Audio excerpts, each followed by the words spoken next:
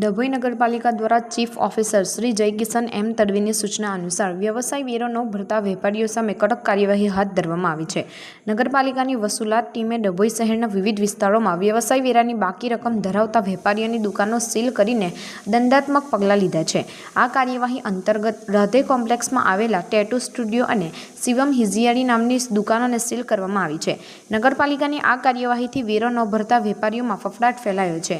આ કામગીરીમાં શ્રી રાજેશભાઈ પી કટાડિયા, શ્રી શિવમ જે તડવી, શ્રી નીતિન વસાવા, શ્રી યુવરાજ સિનોરા, શ્રી પરેશભાઈ સોની અને શ્રી ભાવેશ વસાવા સહિતની ટીમ જોડાઈ હતી।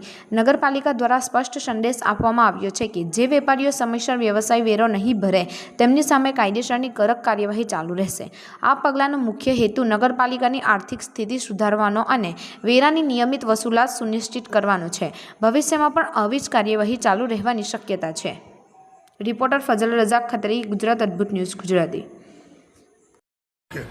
ડભોઈના ચીફ ઓફિસર જયકિશન તડવી સાહેબના આદેશ અનુસાર અમારી વ્યવસાય વેરા તેમજ લાયસન્સની ટીમ આજરોજ 11/9/2025ના રોજ રાધે કોમ્પ્લેક્સની વિઝિટ લેતા ત્યાંના દુકાનો ટેટુ દુકાન કરીને નામની જે હતું ચેકિંગ કરતાં હાથ ધરવામાં આવે છે કે કોઈ પ્રકારનું લાયસન્સ કે કોઈ પ્રકારના કશું વ્યવસાય વેરાનું એમની પાસે કશું પુરાવો ના હોવાથી અમે એ દુકાનને સીલ કરેલ છે।